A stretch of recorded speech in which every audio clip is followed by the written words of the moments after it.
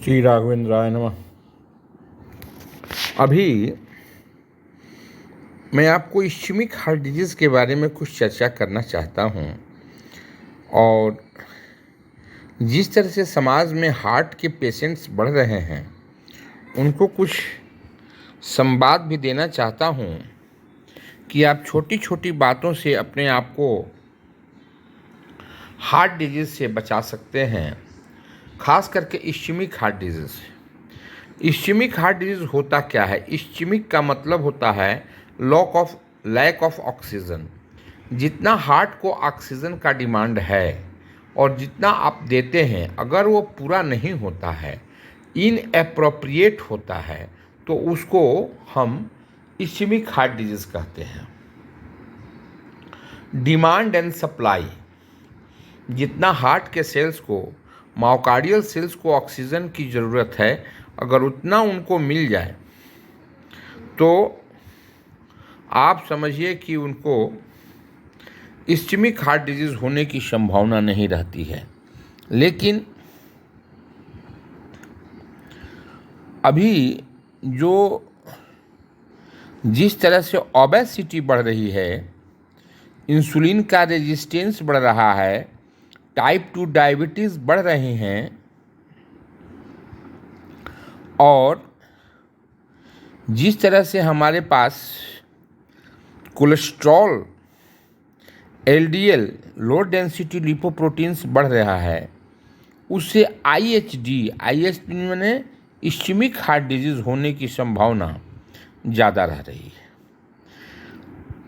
Oxygen carrying capacity of the blood अगर maintain रहे तो हमें हार्ट डिजीज़ नहीं होगा, लेकिन ये तभी होगा जबकि आप अपने हार्ट को तंदुरुस्त रखें। अगर आप के प्लाज्मा में लो डेंसिटी लिपोप्रोटीन्स ज़्यादा हो जाए और हाई डेंसिटी लिपोप्रोटीन्स कम हो जाए, तो आपको ये मानना होगा कि आप हार्ट डिजीज़ के तरफ, खास करके इस्केमिक हार्ट डिजीज़ के तरफ चल रहे हैं। दूसरा सबसे बड़ी इम्पॉर्टेंट बात है, इसमें कोलेस्ट्रॉल, लिपोप्रोटीन्स तो एक फैक्टर है ही, उसके साथ सिगरेट का पीना, cigarette smoking, diabetes mellitus, sedentary habits, है ना, इससे भी ऑक्सीजन सप्लाई ब्लड में नहीं हो पाता है। क्यों? क्योंकि वहाँ पर एथेरोमेटस चेंजेस हो जाता है, एथेरोस्क्लेरोसिस हो जाता है। एथेरोस्क्लेरोसिस माने एक, समझिए कि खून की नली के अंदर एक पैच बन जाता है चपटा सा, जो फैट्स का होता है, और वो खून की नली को सकरा कर देता है, जिससे कि जितनी मात्रा में ऑक्सीजनेटेड ब्लड को जाना चाहिए उतना ऑक्सीजनेटेड ब्लड नहीं जा पाता है। यानी कि ऑक्सीजन को ढोने की जो क्षमता ब्लड को है वो कम हो जाती है और उसमें hypertension, diabetes mellitus, cigarette smoking भी एक कंट्रीब्यूटरी फैक्टर्स बन जाते हैं।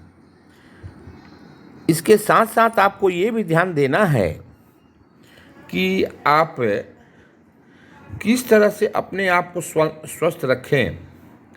डेली वॉकिंग आपके लिए बहुत ज़रूरी है। अगर इस्केमिक हार्ट डिजीज़ आपको हो रही है, जिसको कि एंजाइना पेक्टोरिस के नाम से भी जाना जाता है, उस परिस्थिति में आप देखेंगे कि आप जब चलते हैं तो आपके बाएं साइड सीने में दर्द हो जाता है। सीढ़ियों पे चढ़ते हैं या खाना खा करके चलते हैं, अगेंस्ट विंड चलते हैं, हवा के खिलाफ चलते हैं, हीवी मील्स खा करके चलते हैं, आप ऑब्जर्व करते हैं कि आपके सीने में दर्द होने लगा, और ये दर्द जैसे ही आप रेस्ट पोजीशन में आते हैं ये दर्द खत्म हो जाता है। तो इतनी अगर लक्षण हो रहे हैं तो अब आप ये मोटा मोटी सोच सकते हैं कि हमको इस्कीमिया डेवलप कर रहा है। कभी कभी प्रैक्टिस में देखा गया है कि एनीमिया, खून में अगर हीमोग्लोबिन का कंसंट्रेशन एप्रोप्रिएट न रहे, उससे भी इस प्रकार के सिम्टम्स आते हैं और फिजिशियन के अंदर एक बहुत बड़ा कन्फ्यूज़न पैदा करते हैं। ऑड्रोमेटस चेंजेस जो खून के नली के भीतर होता है, उससे तो ऑक्सीजन सप्लाई बाधित होता ही है, ब्लड सप्लाई बाधित होता ही है।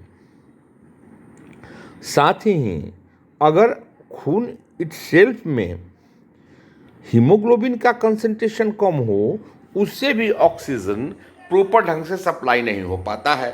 और हार्ट की जो इपिकार्डियल कोरोनरी आर्टरीज हैं, वो मेजर साइट है एथेरोस्क्लेरोसिस का। ईपी मीन्स ऊपर, बाहर वाला।